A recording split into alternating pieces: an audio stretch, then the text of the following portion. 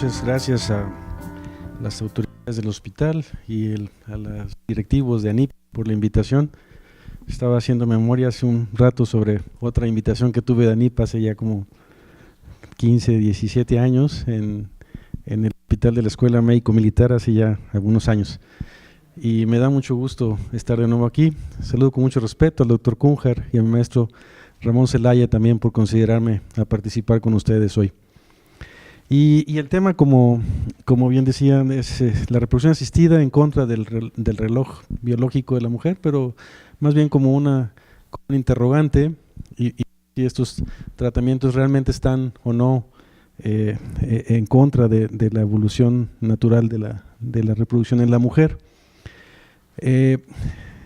Siempre que nos enfrentamos a esta decisión, pues nos acordamos del papel tan importante que tenemos en ayudar a nuestras pacientes en tener una decisión de qué hacer.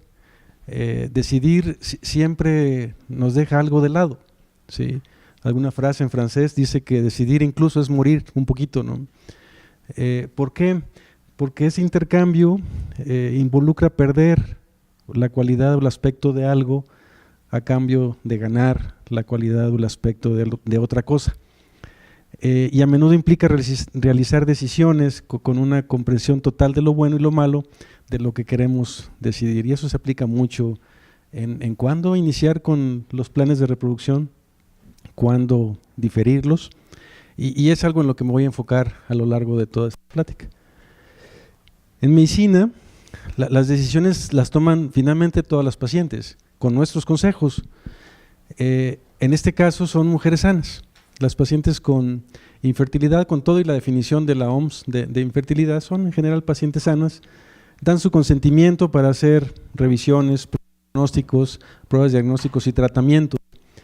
Y el ambiente en el que toman las decisiones tiene muchas influencias, no nada más la información que les damos nosotros como reguladores o facilitadores. Tienen mucha información, y en especial las parejas pues no con infertilidad, pero las que quieren diferir su fertilidad, pues enfrentan mucha influencia de la familia. Hay poca influencia de los órganos reguladores, y deben ustedes saber que en nuestro país no existe aún una legislación que regule todos estos tratamientos. Hay por ahí alguna regulación sobre la subrogación uterina en uno de los estados del país, que es Tabasco, y tal vez era el mayor adelanto que tengamos en términos de regulación. Entonces nuestras sociedades profesionales pues deben jugar un papel muy importante en ayudar a tomar las decisiones, brindando información confiable, información verídica, información preferentemente sustentada con buenos estudios estadísticos. Pero yo creo que más importante que todo lo demás son los principios morales que tenemos que tener todos los que nos dedicamos a asesorar a los pacientes, los que nos sentamos en la silla que hacía mención la ponente anterior a mí, algo muy importante. Entonces, a lo largo de 45 o 50 minutos de que me han asignado para la presentación, voy a ir tocando algunos aspectos que impactan un poco en esta decisión en la que tenemos que ayudar a nuestras pacientes. Sí. Sabemos que la infertilidad es un problema en todo el mundo. Hay muchos estimados de que puede ser entre un 15 y un 20%. Revisando la literatura mexicana, tuve oportunidad de revisar incluso algunos artículos del doctor Álvarez Bravo, donde antes de los inicios de los 50, 60, él reportaba frecuencias entre el 7 y el 10% de infertilidad. ¿Por qué es ese número? Porque pues, ustedes ven, siempre vamos a estar viendo una gran cantidad de números en todos lados y que es un problema muy serio. No es un problema que haya cambiado tanto. Tal vez el tipo de población que vemos es diferente, es población más educada, más preparada, y sí hay un discreto incremento en algunos puntos de la infertilidad, pero no como para considerar que es un problema de dimensiones epidémicas hoy día, ¿no? Las definiciones de infertilidad, que es la incapacidad de que una pareja logre el embarazo después de un año de estarlo intentando con coito regular, pues tiene mucho que ver de lo que conocemos de qué pasa con la posibilidad de embarazo en las parejas. Sabemos que la posibilidad de embarazo en parejas jóvenes sanas es de un 20 a un 25 por cada ciclo reproductivo. Y las posibilidades acumuladas de embarazo después de tener actividad sexual, eso quiere decir por lo menos 2 veces por semana, es en 6 meses hasta un 60% y hasta en 2 años en un 92%. Y por eso fue que se cambió el término para definir la infertilidad. No es muy diferente de 1 a 2 años la posibilidad de embarazo. Y uno de los aspectos que impactan mayormente el pronóstico es el tiempo en que la pareja está intentando el embarazo, y lo vamos a ir viendo más adelante. Pero sabemos y tenemos que conocer estos números a la hora de que recibimos cuestionamientos sobre la posibilidad de diferir el inicio del intento de embarazo. Tenemos que orientar a nuestros pacientes que entre los 25 y los 35 años la posibilidad que tienen de lograr un embarazo es casi del 80%. Pero las pacientes que se acercan a los 40 años, sus posibilidades bajan considerablemente entre un 20 y un 22%, ¿no?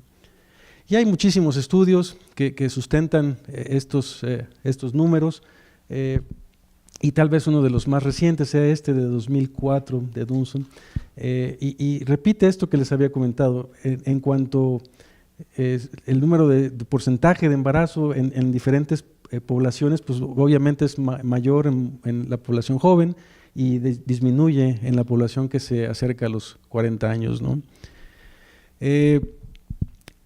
La disminución es muy marcada, como se aprecia en esta gráfica, después de los 35 años, y eso no es muy diferente a lo que pasa incluso en parejas que ya tienen el diagnóstico de infertilidad y que están intentando el embarazo. Este, por ejemplo, es el último reporte del SART, este órgano que depende de los Institutos Nacionales de Salud de Estados Unidos. Ellos registran cada año todos los tratamientos que se hacen en más de 400 clínicas en Estados Unidos. En este año de 2011 fueron alrededor de 180,000 ciclos de tratamiento de fertilización in vitro.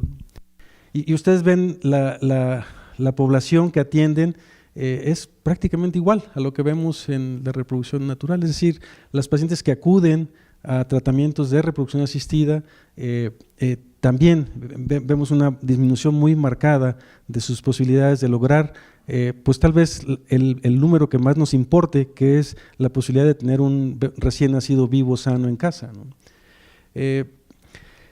Voy a estar haciendo mención en varias de las diapositivas a estos reportes del SART. Como les decía, es el último que se ha publicado y tiene los resultados de 2011. ¿Sí? ¿Qué vemos en las mujeres después de los 40 años? Sí, después de los 40, ustedes ven que la posibilidad de tener un recién nacido vivo en casa puede bajar hasta un 14% por intento. Y conforme avanza la edad de la mujer, puede llegar en mujeres de más de 44 años a 1%, con todo lo sofisticado que pueden ser los tratamientos de reproducción asistida. Estos conocimientos tal vez sí han cambiado un poco porque últimamente en países como Estados Unidos, por ejemplo, se sabe que el número de mujeres que tienen su primer bebé entre los 35 y los 39 años se ha incrementado en un 36%, y muy importante, las mujeres de más de 40 años han incrementado sus deseos de tener su primer bebé hasta en un 70%. En el 2002 hay un reporte de más de 200 nacimientos en mujeres entre los 50 y los 54 años, ¿no? Entonces, ¿qué es una edad reproductiva avanzada? ¿Qué es cuándo debemos de considerar que estas pacientes se catalogan con ese diagnóstico de edad reproductiva avanzada? Pues no hay un consenso real todavía, es un proceso evolutivo, pero en general las mujeres de más de 40 años y hasta los 57 años, incluso reportes, aunque hay reportes esporádicos de embarazos a los 65 y a los 72 años, se consideran como de edad reproductiva avanzada, ¿no? Mucho de moda, tal vez, muchas famosas han logrado el embarazo después de cierta edad, y siempre que hablamos de esto nos acordamos de nuestras compañeras doctoras. ¿Por qué? ¿Por qué la mujer ha diferido o el inicio de la posibilidad de embarazo, porque tanto la formación de la familia como el tener logros laborales y tener una buena educación profesional representa grandes gastos de tiempo y de energía, los dos, ¿sí? Y muchas veces esto provoca ciertos dilemas emocionales en las pacientes sobre qué hacer, dedicarme a trabajar y a progresar en mi trabajo o dedicarme a tener la familia y olvidarme. Realmente nuestra sociedad, en general mucha de nuestra sociedad, hace que las mujeres tengan a veces que decidir en estos aspectos y tomar las consecuencias de esa decisión, porque como les comentaba al inicio de la charla, el decidir significa tomar algo, pero dejar algo también a un lado, ¿sí? Hay predictores de bienestar emocional que se toman muy en cuenta para muchas de las decisiones, ¿sí? Y esto originalmente lo empezamos a ver en aquellas pacientes que habían sido tratadas de algún cáncer y que querían, después de terminar su tratamiento, restaurar su posibilidad de fertilidad. Y en estos pacientes se han hecho estudios sobre qué es lo que predice un bienestar emocional aceptable en ellas. Pues la función sexual es muy importante, como seguramente lo han tocado por aquí en el transcurso de la mañana. La apariencia es algo también fundamental. La posibilidad de ser empleados en algún lugar y de sentirse útiles, y sobre todo sentirse saludables con el propósito de tener la oportunidad de ser padres o iniciar una familia. Este mismo reporte al que he hecho mención, vemos por ejemplo que en este 2011 solamente el 39% de las pacientes tenían menos de 35 años. ¿Sí? La gran mayoría de las mujeres, más del 60%, estaban entre los 35 y los 44 años de edad. Es decir, son un grupo de pacientes que están ya en algún tratamiento de fertilidad, ¿no? Pero realmente son capaces de tener la misma posibilidad de embarazo. Estas pacientes, una vez que deciden iniciar la posibilidad de embarazo, pues sabemos que no. Y eso se ha manifestado muy claramente en estas gráficas donde les demostraba esta disminución en las posibilidades de fertilidad. ¿Qué pasa? ¿Qué es lo que causa esta disminución en su potencial de fertilidad? Pues esto se ha denominado como la patogénesis de la subfertilidad y tienen que ver tres aspectos fundamentales. Uno, la calidad de los óvulos. Otro, las condiciones médicas o quirúrgicas de la mamá que puedan dificultar la fertilidad. Y algo muy importante que está cobrando más importancia cada vez día, que son los factores ambientales y toxicológicos, ¿no? Entonces, hablando únicamente de las anormalidades en los óvulos, sabemos que conforme avanza la edad de las mujeres, primero baja la reserva, la capacidad de tener óvulos sanos, y segundo, se incrementa la posibilidad de neoploidías. Tiene mucho que ver con algunas teorías clásicas que hemos visto y que al final de la charla comentaré algunos aspectos sobre esto, que puede ser ya no tan cierto, sobre el número de óvulos potenciales con los que nace una mujer. Durante la gestación se sabe que tienen alrededor de 10 millones de células germinales y ese número de células germinales va disminuyendo, llegando a ser hasta de 100 o 1000 cuando las pacientes llegan a su menopausia, ¿no? Y eso pues impacta mucho con la edad la posibilidad de fertilidad. Como les comentaba, su fertilidad óptima entre los 20 y los 30 años, y después de ahí se incrementa la posibilidad de irregularidades menstruales que traducen mala calidad ovocitaria y mala producción de hormonas como consecuencia, y disminución de su potencial de fertilidad, ¿no? Durante mucho tiempo, y todavía recuerdo algún tiempo al inicio de los 90s, donde se cuestionaba, oye, ¿por qué las pacientes les cuesta trabajo embarazarse, ¿no? Hoy en día sabemos muchas cosas de la biología de los óvulos, pero en esa época se cuestionaba incluso sobre si había algún problema uterino, sobre si era más bien un problema del hipotálamo o de la hipófisis. Hoy tenemos muy claro que entre menor sea el número de folículos reclutados, es mucho menor la calidad de los ovocitos que se recuperan. Y tiene mucho que ver con la apoptosis que tiene el tejido ovárico a lo largo de la vida de la mujer, ¿no? Sí. ¿Y eso cómo se refleja? En este mismo reporte vemos, por ejemplo, que de todas las pacientes que iniciaron un tratamiento de reproducción asistida, alrededor de 10,000 cancelaron su tratamiento. y de esas 10,000 que cancelaron su tratamiento, más del 82% era por mala calidad en los óvulos, ¿sí? Independientemente de la edad de las pacientes, ¿no? Entonces vemos que un aspecto muy importante en esta patogénesis de la subfertilidad femenina es la inadecuada calidad de los ovocitos, ¿no? Y eso tiene repercusiones, sí, y también debemos utilizar esa información para orientar a nuestros pacientes, ¿no? A mayor edad, entonces la proporción de ovocitos con números anormales de cromosomas se incrementa. Eso provoca más errores en los procesos de división celular, y la neuploidía, que tiene como consecuencia, acuérdense que es un número anormal en los cromosomas, pues tiene relación con dificultades para lograr el embarazo. Los embriones que tienen neuploidías tienen más dificultades para implantarse, y eso es porque los pacientes siempre nos preguntan, oiga, pero si ya tuve 10 óvulos y todos se fecundaron, todos formaron embriones, ¿por qué no me embarazo, ¿no? Entonces, mucho tiene que ver con el número anormal de cromosomas de esos embriones. En los embriones que logran implantarse, las posibilidades de aborto son mayores, y en los embriones que logran implantarse y desarrollarse, las posibilidades de algunos problemas como el síndrome de Down son también un poco más altos, ¿no? Un segundo aspecto de esperar o diferir la fertilidad son alteraciones o condiciones médicas y quirúrgicas que por sí mismas dificultan el embarazo. En especial hay estas 4, y las pacientes seguramente a ustedes mismas les preguntan, pero ¿por qué tengo endometriosis? ¿O por qué tengo miomas? ¿O por qué si el 60% de las mujeres tienen miomas, por qué a mí sí me dificultan la posibilidad de embarazo?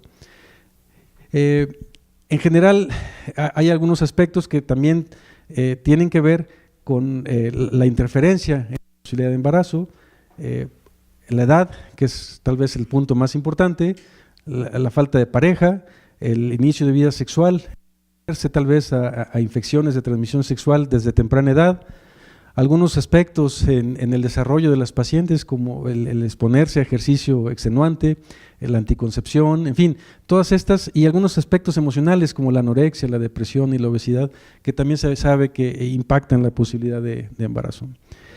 Los miomas, aunque son muy comunes en todas las mujeres en edad reproductiva, conforme avanza la edad y conforme se difiere, es posible que esos miomas tengan más participación impidiendo la posibilidad de embarazo. Sabemos, por ejemplo, que aún los miomas intramurales que tienen hasta 2 centímetros impactan directamente la posibilidad de implantación de los embriones. Entonces, los tratamientos de estas alteraciones hoy retrasan en algo la posibilidad de embarazo. Los miomas grandes, ya sean incluso los subserosos o los submucosos y los intramurales, alteran la posibilidad de implantación, entonces hay que y quitarlos, y ese tratamiento de los miomas puede incluso retrasar el inicio de cualquier otro tratamiento de reproducción asistida. Sabemos que las mujeres que se exponen a la posibilidad de infecciones de transmisión sexual con frecuencia tendrán dilataciones patológicas de las trompas como hidrosalpinx, secuelas en muchas ocasiones de infecciones de transmisión sexual. 30% de las mujeres que tienen tratamientos de fertilización in vitro tienen hidrosalpinx, y antes no sabíamos, por ejemplo, que este líquido que se acumula aquí en las trompas refluye al interior de la cavidad uterina y es embriotóxico, es decir, altera la posibilidad de división de los mismos embriones y altera la posibilidad de implantación, ¿sí? El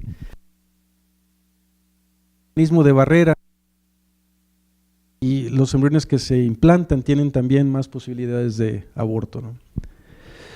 Una enfermedad que tiene mucho que ver con la edad de la paciente y con la exposición incluso a tóxicos ambientales es la endometriosis, en especial en sus etapas avanzadas, ¿no? Este es un endometrioma del ovario derecho, y los endometriomas pueden causar daño únicamente por el volumen, por el efecto de masa que provocan sobre el resto del ovario y sobre la reserva ovárica. Es muy común que estas pacientes tengan más de un episodio de formación de quistes endometriósicos, y cada tratamiento puede dar posibilidad o pueda disminuir la reserva ovárica. Hay incluso riesgo de fallo ovárico precoz, y se sabe En los programas de donación de óvulos, por ejemplo, muchas de las pacientes que recurren a estos tratamientos de donación han sido pacientes que han tenido tratamientos repetitivos por endometriosis avanzada. Factores ambientales. Cada vez ponemos más atención en el papel que tienen algunos aspectos del medio ambiente en muchas enfermedades, en especial de la infertilidad. Hay trabajos muy interesantes sobre el efecto de la nicotina, incluso sobre la posibilidad de fecundación en condiciones de fertilización in vitro, el uso de algunas drogas como la marihuana, que puede afectar no solamente al varón, porque tradicionalmente lo hemos relacionado con infertilidad masculina, sino también a la mujer. El sedentarismo y la obesidad, algunas alteraciones que tienen que ver con la regulación del ciclo menstrual en mujeres que hacen ejercicio extenuante, el estrés, los tóxicos ambientales. Hay todo un capítulo ahora en reproducción que se llama toxicología reproductiva, que trata mucho sobre tóxicos en los maquillajes, en los plásticos, en general en los alimentos, que pueden impactar en la posibilidad. Y muchas de las alteraciones en la alimentación que estamos cada vez más enterados y cada vez orientando mejor a nuestros pacientes, los efectos que pueden tener, ¿no? Les comentaba que el tabaquismo tan frecuente hoy día en la mujer, pues anticipa la falla ovárica hasta 2 años antes de la edad en la que tendrían que tener la menopausia. Y esto tiene mucho que ver con el daño oxidativo en este líquido folicular que rodea a los óvulos. Y tienen también un incremento en las aneuploidías. Tradicionalmente hemos aprendido que tal vez el efecto del cigarro en el embarazo o antes del embarazo eran las alteraciones en el desarrollo y en la ganancia de peso de los bebés, pero ahora sabemos que va un poquito más allá, incluso con problemas epigenéticos que tienen efectos transgeneracionales, hasta 2 o 3 generaciones posteriores, ¿sí? Entonces tenemos que hacer mucho hincapié en todos esos aspectos en las pacientes, no nada más en las que se quieren embarazar o diferir su fertilidad, sino también en todas las que están intentando embarazarse, ¿no? Entonces, la edad materna tal vez sea de todos estos el que tiene más impacto en alteraciones como la posibilidad de aborto y la posibilidad de embarazo ectópico, y también la posibilidad de óbitos. Conforme aumenta la edad materna, se incrementa la posibilidad de abortos, se incrementa la posibilidad de ectópicos y aumenta también la posibilidad de óbitos. Y esto es en pacientes que logran el embarazo en forma espontánea. En pacientes que tienen tratamientos de reproducción asistida pasa exactamente lo mismo. En este mismo reporte, al que he hecho referencia varias veces, la posibilidad de aborto se incrementa en forma muy marcada después de los 38 años. Muchas pacientes nos dicen, oiga, es que ya me hice esta fertilización in vitro, entonces yo ya segura por todos los medios que voy a tener un bebé sano, ¿no? Que van a hacer y que va a ser sano, y no, tenemos que ser muy claros y muy sinceros en esta posibilidad que tienen incluso de aborto, que pudiera ser hasta un poco más alta que en embarazos concebidos en forma espontánea, ¿no? Entonces, ¿a dónde nos lleva todo este repaso sobre aspectos de la subfertilidad? Las pacientes retrasan el inicio del deseo de embarazo, tal vez tengan menos deseo o tal vez tengan otros planes en su vida profesional o laboral, pero conocen más los efectos de la edad en la fertilidad. Entonces estamos viendo un incremento en la demanda de tecnologías reproductivas que tienden a preservar la fertilidad. Les comentaba hace un momento que los primeros trabajos que se publicaron en pacientes para preservación de fertilidad eran pacientes oncológicas, pacientes que habrían tenido tal vez algún tratamiento por alguna neoplasia durante la infancia o su etapa reproductiva temprana, que les ameritaba un tratamiento citotóxico la mayoría de las veces y que contraindicaba el embarazo. En estas pacientes se hicieron muchos trabajos empleando una gran cantidad de estrategias, desde medicamentos que retrasaban la ovulación o la función de su eje hipotálamo, hipófisis, ovárico, hasta la congelación de tejido ovárico o congelación de óvulos inmaduros o de embriones en pacientes que ya tenían una pareja. Pero esto se ha expandido y esto se le ha conocido como la preservación de la fertilidad por razones no médicas, ¿no? Entonces sabemos que la edad es tal vez el aspecto más importante que toma, que se debe tomar en cuenta a la hora de aconsejar a estos pacientes, pero hay otras también muy importantes. Además de tener un estudio completo del útero, del lugar donde se va a implantar ese embarazo, y de las trompas, que puede también afectar la posibilidad de implantación, en esos pacientes tenemos que tener una muy buena medida de qué tanta capacidad tienen todavía como para pensar en que van a preservar su fertilidad. Y esto se llama una valoración de la reserva ovárica. ¿Sí? Hay diferentes formas que se han empleado para la evaluación de la reserva ovárica, y estos tal vez sean los dos más importantes. Una, que es el recuento de folículos antrales, que deben ser más de 6 en cada ovario, y otro que son algunas determinaciones hormonales. Desde el inicio de los 90 se han empleado las mediciones basales de hormona folículo estimulante en el día 3 del ciclo, pero en los últimos años ha surgido como una medición tal vez más sensible, más fácil de realizar y predictivo, que es la medición de la hormona antimülleriana. Y voy a ir un poquito más adelante. Y se han dejado de usar ya por la validez que han representado estas dos mediciones, la de los folículos antrales y las hormonales de la hormona antimülleriana. Hemos dejado de usar estas que se llamaban pruebas funcionales. Eran pruebas donde utilizábamos algún medicamento que ponía a trabajar a marchas forzadas, por así decirlo, al ovario, y nos dejaba medir qué tantos folículos formaban y qué tanto incremento tenían en sus cifras de estradiol. Entonces, cuando se utiliza el conteo de folículos antrales para evaluar la reserva ovárica, debe hacerse en los primeros días del ciclo menstrual, entre el día 2 y el día 5. Tenemos que tener un ciclo previo donde no hayan tomado anticonceptivos, y tenemos la medición hacerla por un ultrasonido transvaginal. ¿Sí? Es una prueba que no se puede hacer o no se debe hacer con otra forma de ultrasonido. Cuando tenemos folículos menos de 6, entre 2 y 10 milímetros en cada ovario, consideramos que esta paciente tiene una disminución en su reserva ovárica. Hay diferentes pruebas estadísticas donde se ve que es mejor que la FSH para predecir la baja respuesta, es muy reproducible, tiene bajo costo porque pues, hoy día prácticamente todo el mundo cuenta con un ultrasonido transvaginal, y su variabilidad es muy baja. ¿Sí? La otra prueba que se utiliza es la determinación de la hormona antimülleriana.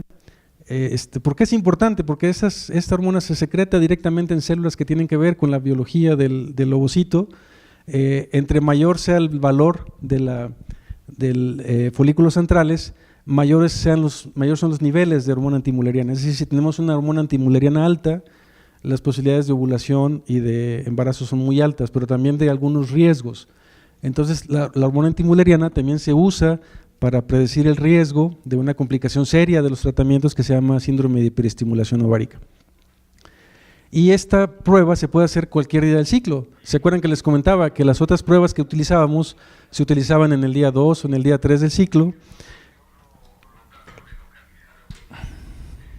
Ya nos estamos enterando aquí del chisme, pero esta prueba se utiliza en cualquier día del ciclo y es muy sensible, es fácil de reproducir y es hasta accesible y fácil de lograrse en cualquier lugar.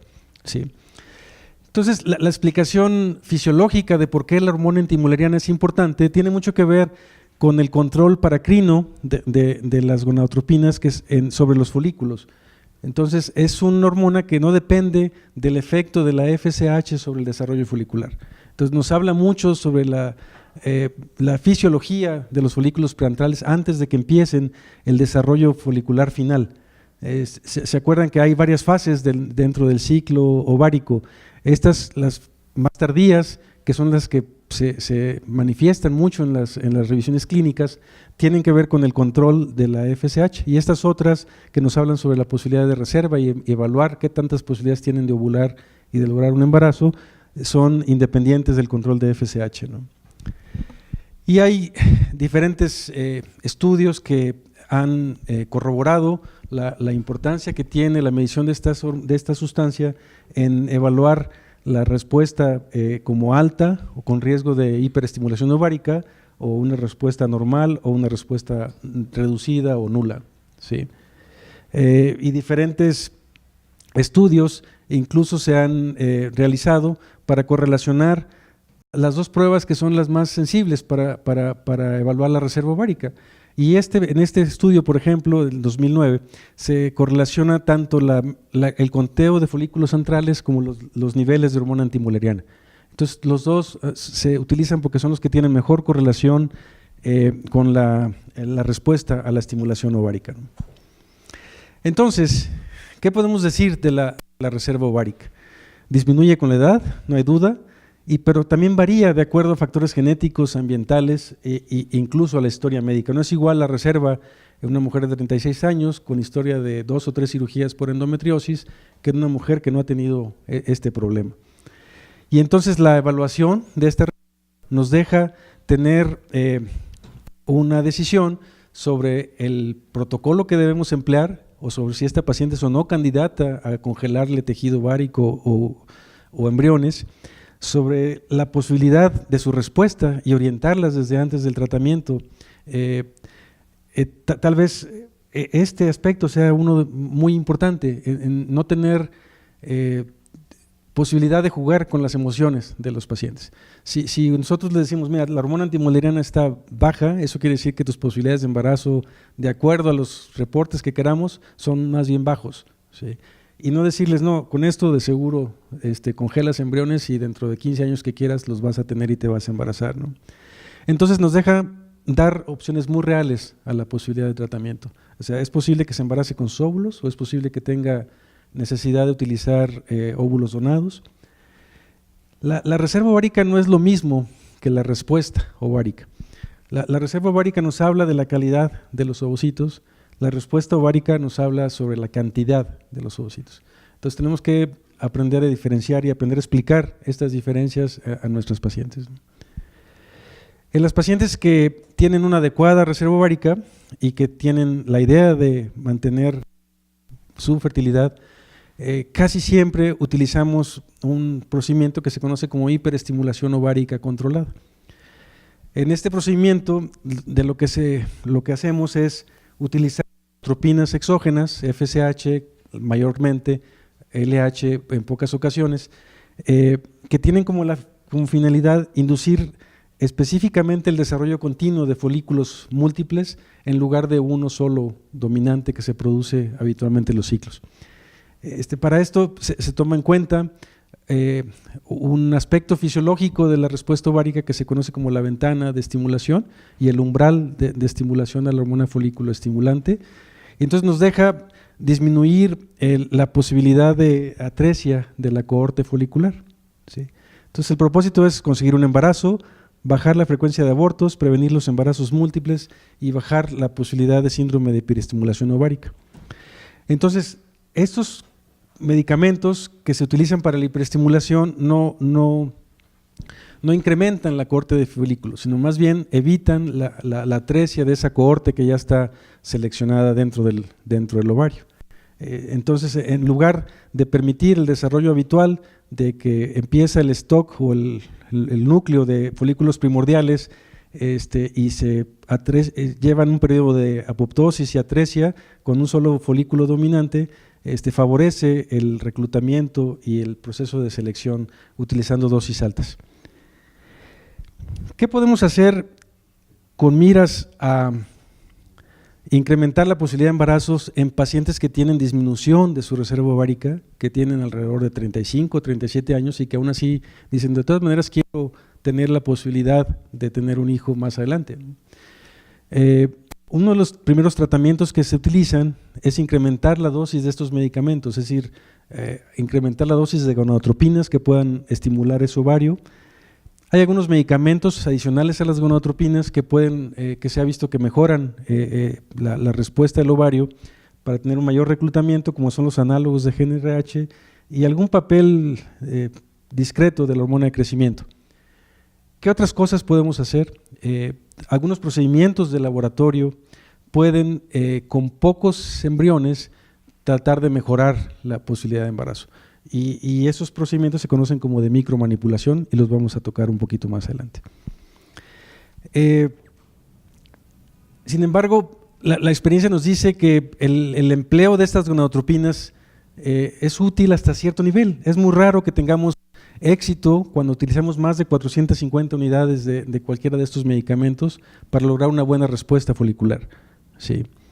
En base a eso se han tratado de mejorar las posibilidades de un mejor reclutamiento, y los agonistas de hormona liberadora de gonadotropinas iniciados en la fase lútea previa pueden mejorar los ciclos en relación a la supresión de LH, y algunos esquemas de estimulación específicos como este que se llama de Flair puede también incrementar la respuesta endógena de la hipófisis a la hormona folículo estimulante. Hay varios esquemas que yo creo que se sale un poquito del papel, ¿sí? Y me los voy a saltar. Y algo muy importante es que hay ahora esquemas de estimulación que se pueden utilizar de manera continua cuando la reserva del ovario es más bien baja.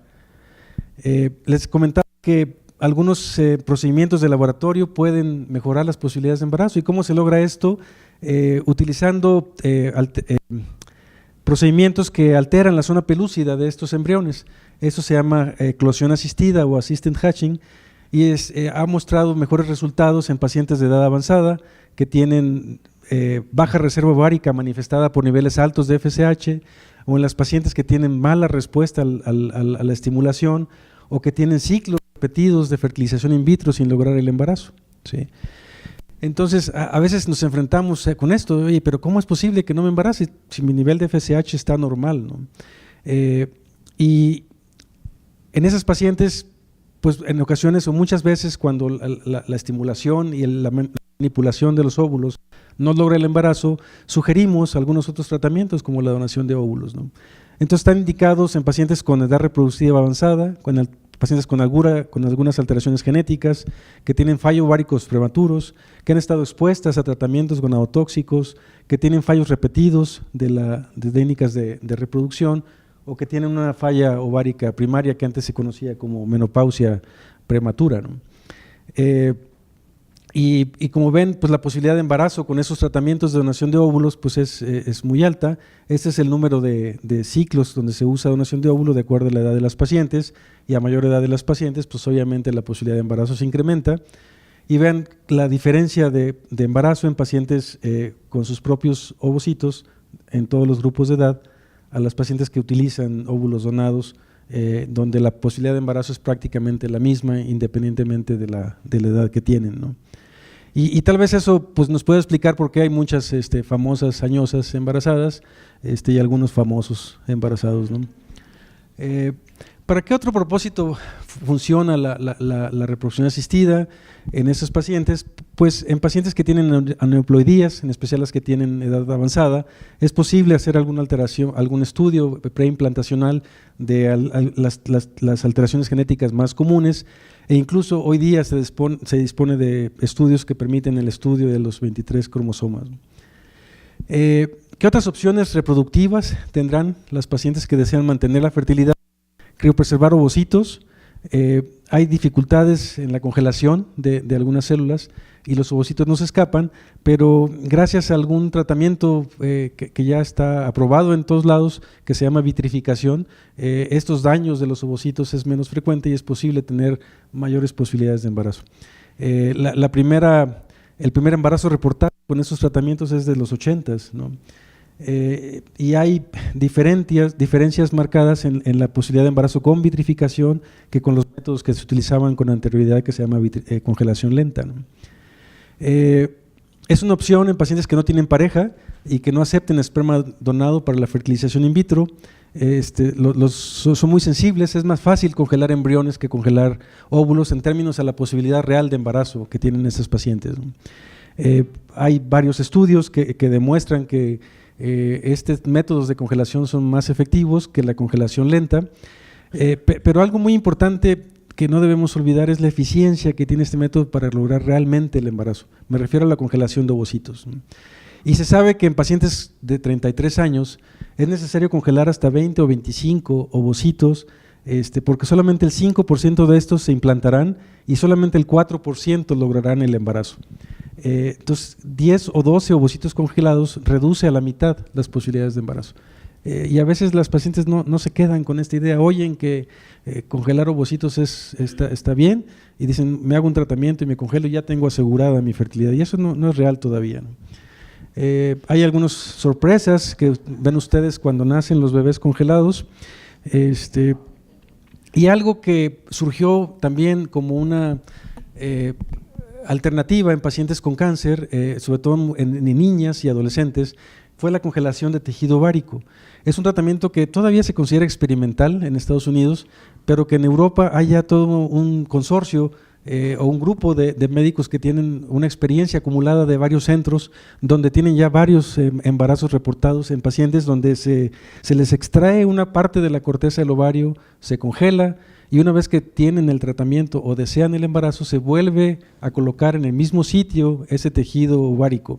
Y esa es otra posibilidad que, como les comentaba, se ha utilizado más en pacientes oncológicas. Entonces, ¿qué podemos saber? Podemos criopreservar, sí, y la criopreservación de los óvulos necesariamente se tiene que buscar el embarazo con fertilización in vitro. Podemos congelar tejido ovárico, y si eso no logra el embarazo, la posibilidad de embarazo que tendrían estas pacientes sería restringida únicamente a la donación de ovocitos. Como penúltimo punto, me espero tengo tiempo, 2 minutos, un minuto. Hablaré sobre el cambio en el paradigma de la reserva ovárica. Recientemente me refiero a 2012 para acá, han surgido muchos trabajos y ustedes han escuchado sobre las células madre. Ustedes están en los partos y dicen que conseguir la donación y todo esto ayuda, ¿no? Y los usos clínicos que ha tenido ha sido el trasplante de células hematopoyéticas, en la formación de barreras cutáneas, en injertos óseos y de córnea, y hay usos de células madres embrionarias preclínicos que han estado detenidos por aspectos éticos en muchos lugares. Y hemos vivido con la teoría de Zuckerman de que las mujeres nacen con todos los óvulos que tendrán, lo que les presenté al principio, 10 millones cuando nacen, en la etapa embrionaria, y 1000 cuando llegan a la menopausia. Pero hay algunos trabajos, en especial de este doctor Tiley, publicados en Nature, casi todos, que hablan sobre la formación de folículos y ovocitos no restringida a ese periodo fetal, o postnatal, sino que se extiende a toda la etapa adulta. Y hay trabajos muy interesantes sobre el trasplante de tejido de corteza ovárica en pacientes que han solicitado reasignación de sexo, hombres que quieren y mujeres que quieren ser hombres, que les quitan los ovarios, y ese tejido ovárico se ha utilizado en algunos experimentos donde se logra demostrar el desarrollo de células madres, se llaman ovogonian stem cells, que pudiera tener una posibilidad de restaurar este folículo de folículos ováricos.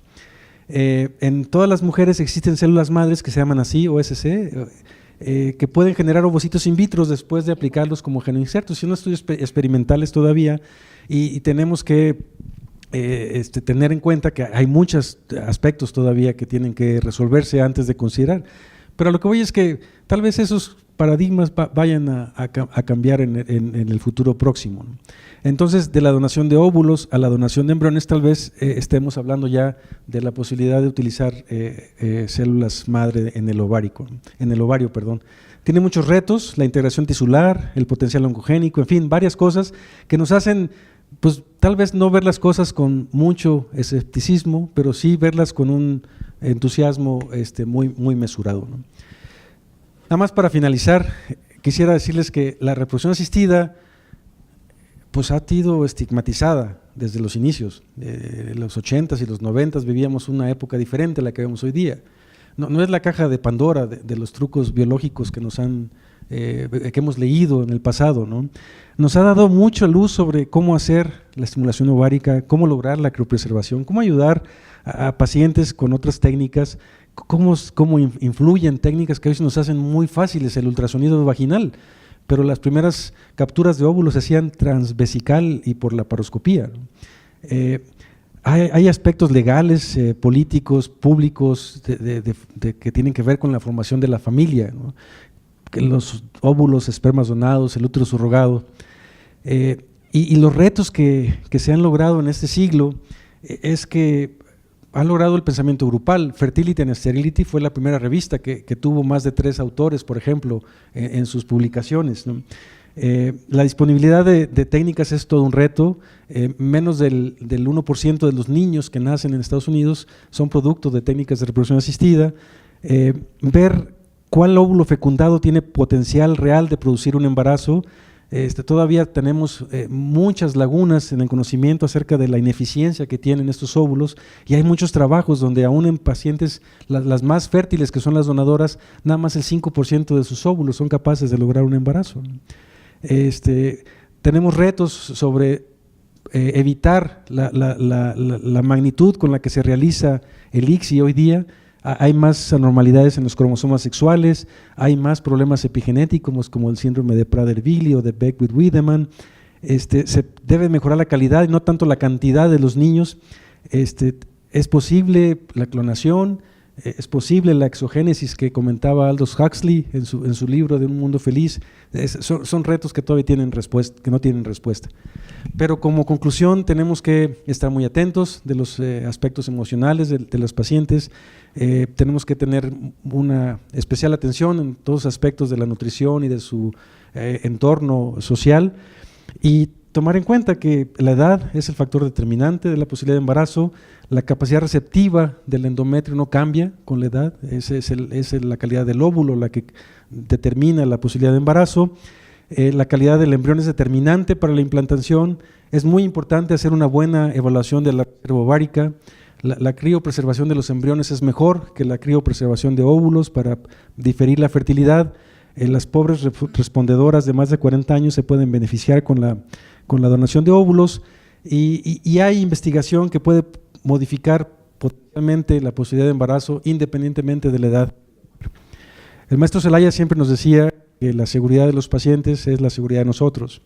La satisfacción de los pacientes también es nuestra satisfacción. Entonces he complementado que la satisfacción y la seguridad son tal vez el aspecto más importante de todo esto. Les agradezco nuevamente, doctor Cunha, maestro Zelaya, su amable invitación, a la Asociación de Instructoras de Psicoprofilaxis también por la invitación. Muchas gracias. Doctor Emilio, muchísimas gracias.